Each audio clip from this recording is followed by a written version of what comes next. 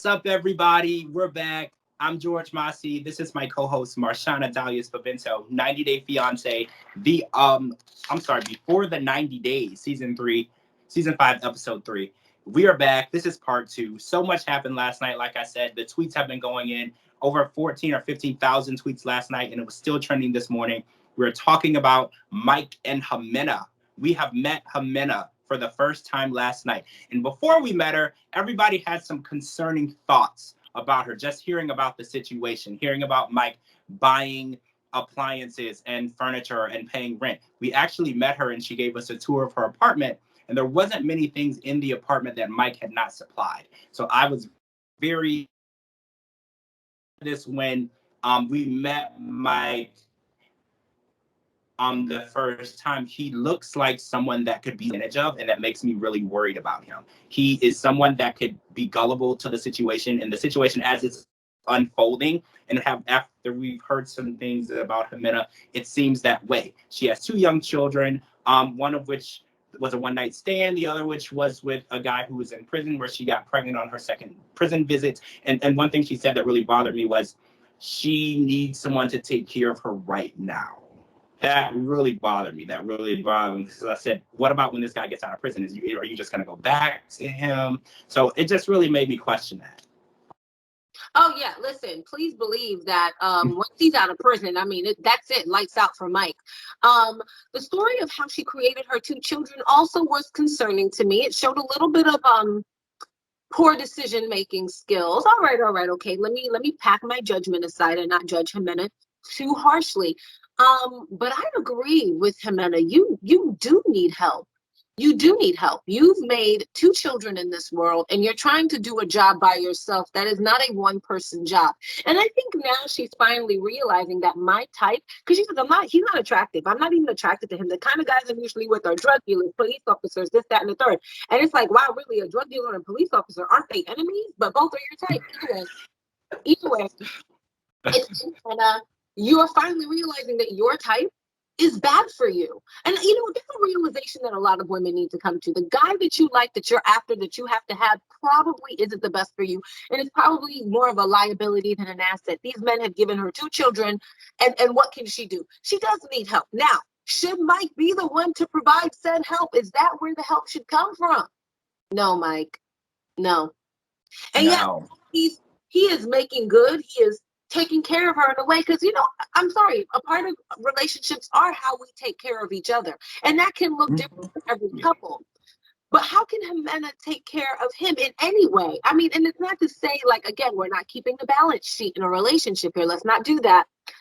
But she's finally sought a relationship that for her equals help, and it makes me feel like she's not at a place of acceptance of that.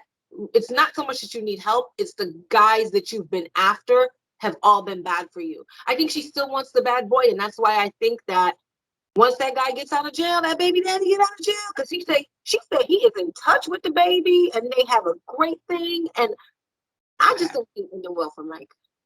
I don't. I feel like he is being suckered. And I don't know that, and I don't want to pass any early judgment on Jimena, but her story, it makes me very concerned. So as we watch this unfold, we will see exactly what happens. And in the preview, we had to see that she wasn't really there where she thought she would be at the baggage claim. We're going to see what happens with that next week. So let's talk about Ella. We finally met Ella. We have finally met everyone in the season, I believe. Ella was the last piece of the puzzle. And she is a 29-year-old from Idaho who is obsessed with Asian culture. And there was a lot of tweets about this last night, about fetishizing cultures and things like that. And there's a lot of people who don't like it. So the conversation was going pretty south pretty fast. But we did learn that she is with Johnny, who has a son who is divorced, who is planning to come and see her. And this whole situation was interesting because he has a son and he wants to have more kids with her. And the first thing that he said to her was, I want to get here so I can help cook you healthy meals. And the first thing that came to my mind was, when you fall in love with someone, you fall in love with them for exactly who they are. And then if they want to begin a changing process, you support that process, but you shouldn't be the reason why they want to change. And she did admit that she is unhappy with her appearance and she does want to change. But the fact that they haven't even physically met and he's already looking for ways to change her is a red flag to me. Listen, I relate to Ella in a sense that I might not be like obsessed with South Asian culture, particularly Indian culture, but if anybody has known me and followed me for any amount of time, like I embrace the South Asian way. I love it. I love it in India. I love wearing my saris and celebrating Diwali. And even my little baby boy, he was born on Diwali last year. They're just things that I embrace about the culture. And maybe sometimes, like, maybe people have felt like I have crossed the line, into like what they might call something else. I don't know. So it's a lot of it is up to interpretation. Now, how this obsession has translated into her relationship, that can be dicey, right? That can be kind of dicey. I don't really know. But Ella, I'm gonna give you a few more episodes. I'm gonna reserve, my final judgment. You're right. Like if this gentleman wants to be with her, then he really has to accept her at the size she is. Don't believe in the hope that in the future she'll be a different size. No, if you're taking her as is, with the understanding that this may never change. Does she need to be eating healthier foods? Yes, she does. She needs to be cooking them herself, though. It shouldn't require him coming from Shanghai to then cook her a healthy meal, I don't know if anybody watched this. It was on, I think, for like 3 episodes. It came on TLC. There was a show called Hot and Heavy. Oh, I watched it. Yes. Oh my gosh, I watched it. This was giving me Hot and Heavy vibes. And if for those of you who didn't watch Hot and Heavy, it documented what the show, not Marshana, what the show called mixed weight relationships. And one person was quote unquote hot and the other person was quote unquote heavy. I didn't come up with it. It was 3 episodes. I watched all 3. This is giving me Hot and Heavy vibes. And we'll see what happens when he gets here. But I'm watching, I'm locked in, I'm paying attention. I got Nicole and Asin vibes, but I also agree with the Hot and Heavy show as well. I did get that vibe. So we have to see what happens when he gets to America and he meets her and he sees her lifestyle, and she was raised on a farm, and there's going to be a lot of changes for him. So we're going to have to see how they interact, and hopefully he will fall in love with her as a human being before they decide to make any changes. All right, so let's close this up with Memphis and Hasma. Am I saying that right? Hasma. So we finally meet Hasma, and he's a 28-year-old, unemployed, non-licensed mama's boy. So this is not exactly what Memphis explained to us in her segment in the past 2 episodes. So this is very interesting.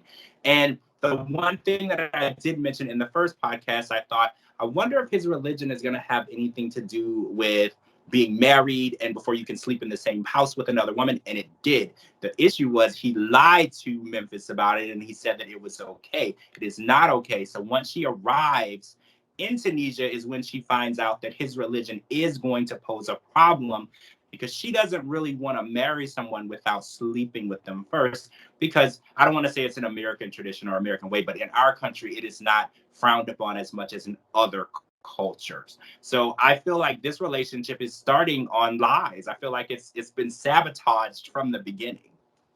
I mean, this relationship isn't set up for success in any way, shape, or form. Lies just are kicking out the last legs. However, this is giving me Brittany and Yasmin vibes. Okay, yes, Yasmin here. Where these men, they're raised in these traditional Muslim countries with these traditional Muslim families, yet they just crave this, this hot girl, baddie with a booty. I like to call it like a hip hop culture of women. That's what I like to call it, because it's the nicest way of saying it. I don't even want, I know what you mean, but I don't even want to claim it for hip hop, because Memphis doesn't appear to be as drastic as Brittany, but she's right behind these clothing, the tattoos, the overtness. And she admitted, she says, I'm so insecure. I don't even know if when he sees me, if he's going to like me. And I'm like, that's why you're always showing your body. And that's why we always have to see your breasts. And that's why we always have to look at your behind, because you're not confident that you as yourself without all this is pretty. So we're going to talk to the therapist again, because in every week, Memphis, if you watch this, I'm going to encourage you to just call the therapist. I know a really, really good one. My therapist is amazing. But he wants something because it's exciting, but it doesn't fit. He says, my mother does everything for me. She doesn't even let me intervene. She doesn't even let me intervene. He is looking for that, and he's not going to find it. And then she's also saying, oh, when he comes to the States, he's going to work. And how? You know the income potential when they first get here with no skill sets and no degrees. How much can he provide? And you're the nurse practitioner. So you're going to be the breadwinner. And I cannot, Memphis, you should have known. You should have known, no matter what he told you, even if he said it's okay to sleep in the bed with me with my mom here, you should have known that it would be not only bad for him, it wouldn't be setting your relationship up for success. You're going to get a lot of enemies of your relationship. You're going to create enemies of the relationship with that. It could be his mom, it could be his sister, it could be their, extended family network, the neighbors when they see you coming and going. Do you really want that? So my question last night was, why didn't she book a hotel, like, and stay away from his family? And I know that sounds mean, but sometimes when you're opening a new relationship, you're opening a new chapter, family can be a very bad deterrent from building a strong, healthy relationship. Family are very intrusive. And I Yeah. feel like when she's getting to know him, his mom and sister don't necessarily need to be all in the mix. Because when you put your family members too close into new relationships, into new endeavors, there's a lot of negativity and there's a lot of resistance. In building a strong, healthy relationship, you don't need any of those things present when you're trying to build something serious. So the first question I thought was, why didn't she just book a hotel for her and him? And they spent some time away from his family, unless his mom was completely against that. I don't know what the actual reason was.